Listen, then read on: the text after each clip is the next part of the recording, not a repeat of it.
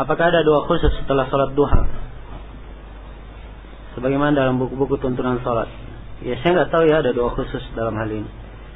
Nah, hanya disyariatkan doa. Apa disyariatkan sholat? Ada yang berdoa setelahnya, tidak ada penjelasan hadis tentang mensyariatkannya.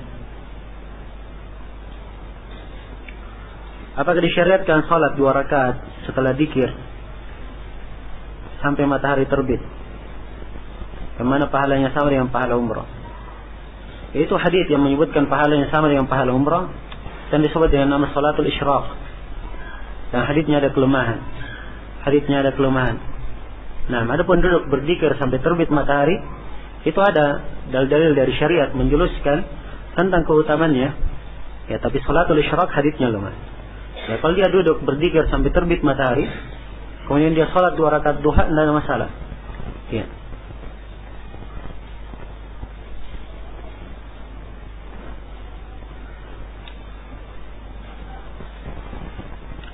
Ada seorang yang meminjamkan uang 3 juta. Kemudian si peminjam memberi jaminan berupa sepeda motor. Kemudian orang yang meminjam uang tadi memakai atau memanfaatkan motor tersebut.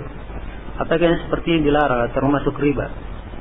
Jadi lihat ya, kalau motornya butuh perawatan, perlu perawatan, maka dia manfaatkan sesuai dengan jumlah perawatan yang dikeluarkan. Ya. Tapi kalau tidak perlu perawatan, bisa disimpan motor itu walaupun tidak dia gunakan, maka dia simpan saja, tidak boleh dia gunakan. Kapan dia gunakan itu riba. Ya, sebab mengambil manfaat di belakang hutang. Dan kaidahnya kullu qardin yajurru naf'an fa huwa riba. Setiap pinjaman yang diambil manfaat di belakangnya maka itu adalah riba.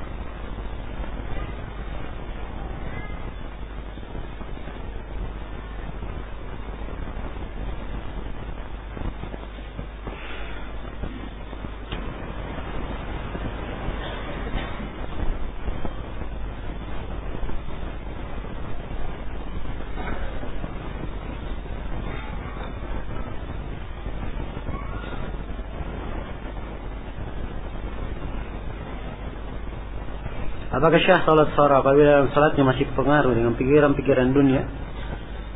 Ya, kalau masalah syah, sepanjang dia melakukan rukun-rukun salat, kewajibannya syah salatnya. Ya. Tapi masalah keutamaan, kalau banyak terkait dengan dunia, terikut, dia tidak tahu apa yang dia baca, mungkin bisa batal salatnya kalau dia tidak tahu apa yang dia baca. Tapi kalau sering terwarnai, maka hendaknya dia berijtihad untuk konsentrasi dalam salatnya. Dan semoga Allah Subhanahu wa taala membantu kita semua supaya bisa khusyuk dalam salat.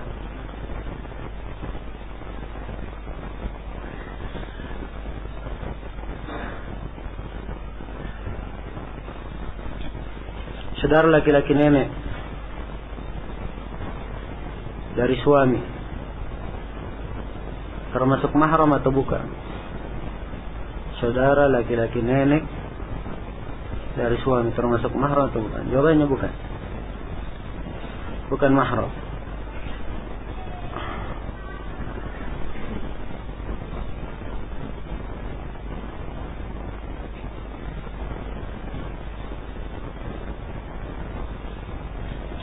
Apakah diperbolehkan bagi pengajar TK atau TPA untuk mengajarkan kepada santrinya beberapa doa harian atau nama-nama surah, doa senandung Al-Quran atau menghitung angka bahasa Arab dengan dilagukan atau dinyanyikan dengan tujuan agar memudahkan santri menghafalnya? Tidak ada kemudahan dengan cara maksiat. Ya. Tidak ada kemudahan dengan cara maksiat. Dengan caranya hal yang baik dilagukan, didengungkan.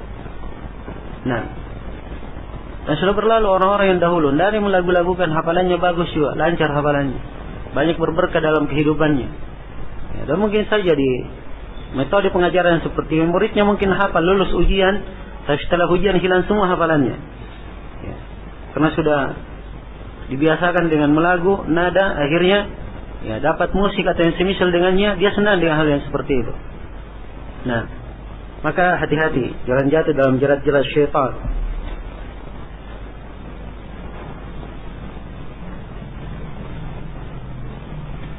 Apakah boleh menjaharkan bacaan salat duha? Apakah boleh kami berjamaah menjalankannya?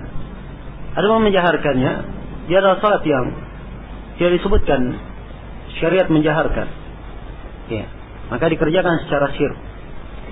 Nah, apakah boleh dijalankan secara berjamaah? Datang dalam sebagian riwayat,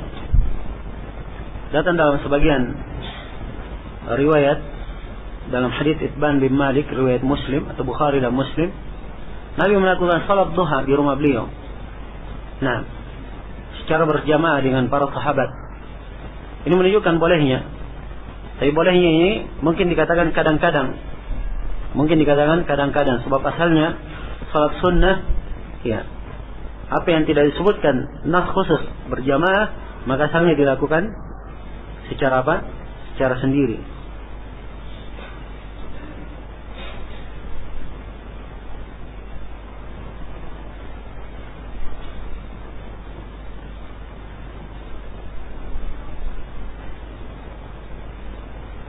Apa hukumnya jalan-jalan di mall dan tempat keramaian?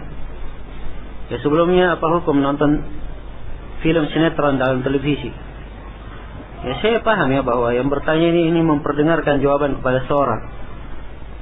Ya, harusnya kalau seorang tahu ada yang melakukan kesalahan-kesalahan seperti ini, dia nasihati dengan cara yang baik. Ya, dan saya kira paham dia apa hukumnya. Ya, paham apa hukumnya.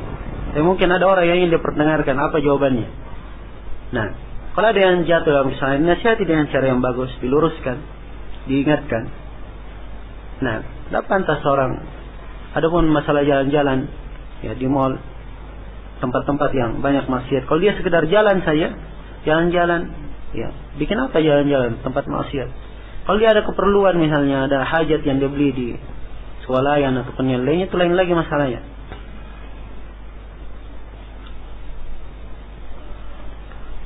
Apa hukumnya memakai emas bagi perempuan? Boleh menurut kebanyakan para ulama. Bahkan sebagian menukil kesepakatan bolehnya. Di mana keukuran celana pada seorang lelaki yang afdal? Ya. Ukuran celana bagi laki-laki tidak boleh turun melewati mata kaki. Nah, ada yang afdalnya. Ya, kalau sarung itu jelas. Afdalnya kalau seorang pakai sarung sampai setengah betis. Adapun selain sarung, dari celana maupun kain, itu silang pendapat di kalangan para ulama. Apakah sampai ke setengah betis yang sunnah, atau yang sunnahnya seperti kebanyakan manusia saja, dengan menjaga tidak isbal. Untuk tidak isbal. Nah, ini dua pendapat di kalangan para ulama. Ya. Dan saya sendiri, ya, condong melihat kepada, atau menguatkan hal ini, seorang melihat apa yang terbaik untuknya di masyarakatnya, kemudian apa yang terbaik untuknya dalam salatnya. Sebab kadang ada orang yang celananya diangkat kelebihan, di atas setengah betis kadang kelihatan, ya, lututnya. Dan ini keluar ya dari batas yang disunnahkan. Nah, ya saya tadi rinci masalah. Kalau masalah sarung, iya, hadits menjelaskan sampai apa? Setengah betis. Tapi selain sarung, maka itu ada silang pendapat di kalangan para ulama. Apakah sama dengan sarung atau dia boleh turun, tapi dengan menjaga apa? Tidak isbal. Ini dua pendapat di kalangan para ulama. Dan dari sisi yang mana yang kuat, wallahu alam, bahwa dilihat keadaannya di sebuah tempat dan seorang yang melihat sendiri apa yang paling maslahat baginya.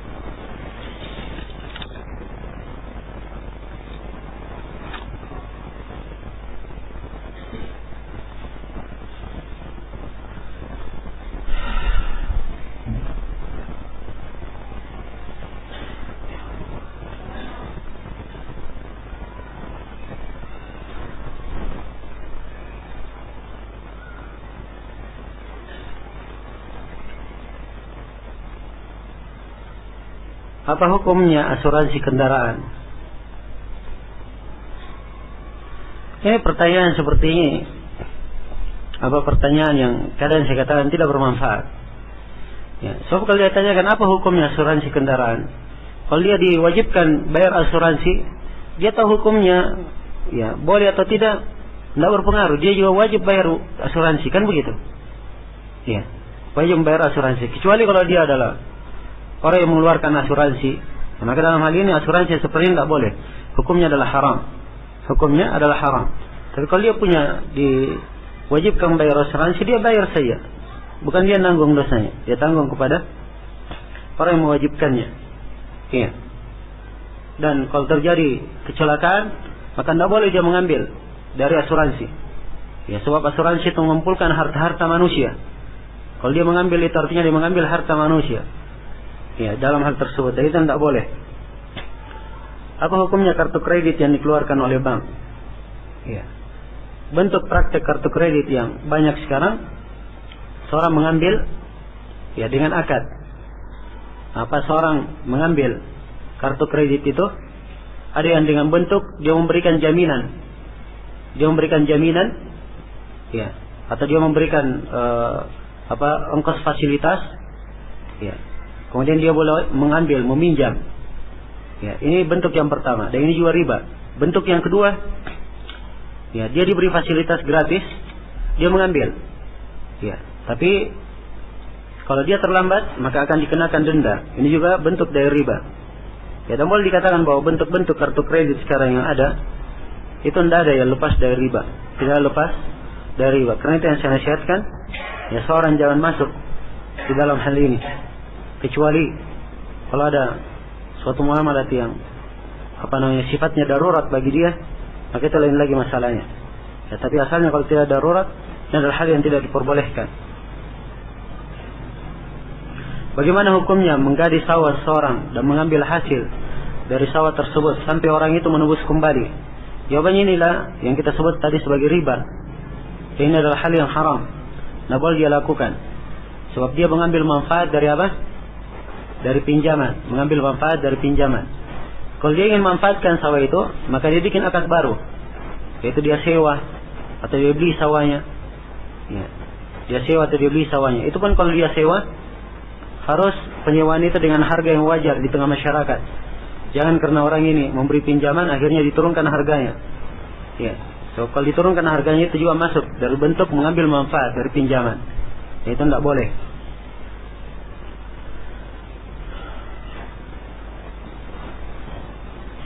Adakah adab yang tidak kekal dalam neraka?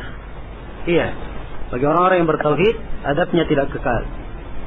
Bagi orang-orang yang bertauhid, adabnya di dalam neraka tidak kekal.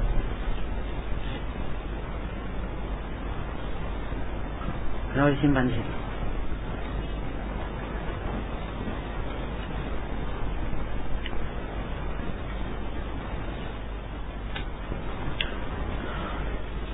Ya.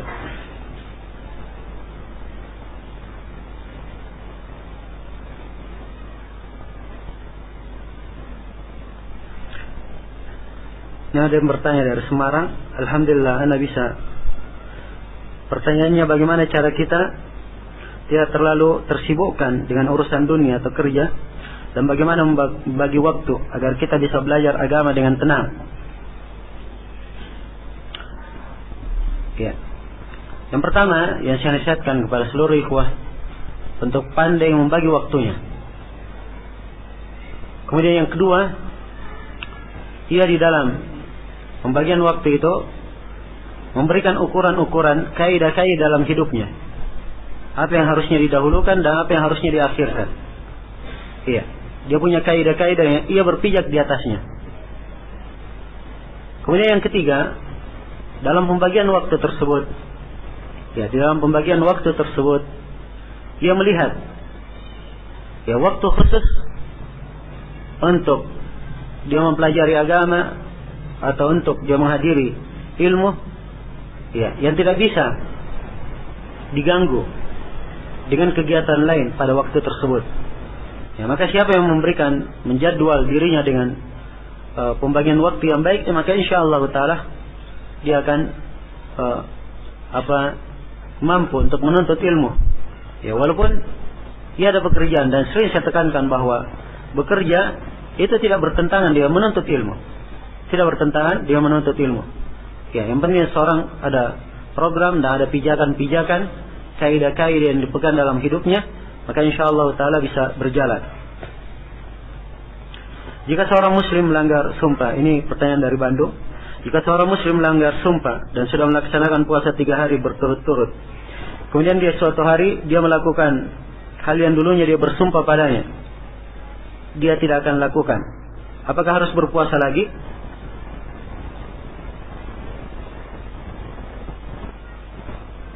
Apakah puasa 3 hari yang pertama menghapuskan sumpah dia yang pertama? Ini dilihat ya, kalau dia sudah bersumpah kemudian dia puasa 3 hari, maka sudah gugur sumpah yang pertama. Kalau dia bersumpah lagi, maka dia harus bayar 3 hari lagi. Sebab ini baru namanya. Tapi kalau dia bersumpah dengan beberapa sumpah, ya, bersumpah dengan beberapa sumpah, kemudian dia melanggar pada setiap sumpah ini, maka dalam hal ini karena jenisnya sama, jenis kafaranya sama, maka dia membayar dengan satu kafarah saja cukup untuk seluruhnya, insyaallah taala. Ini menurut pendapat yang terkuat di kalangan para ulama.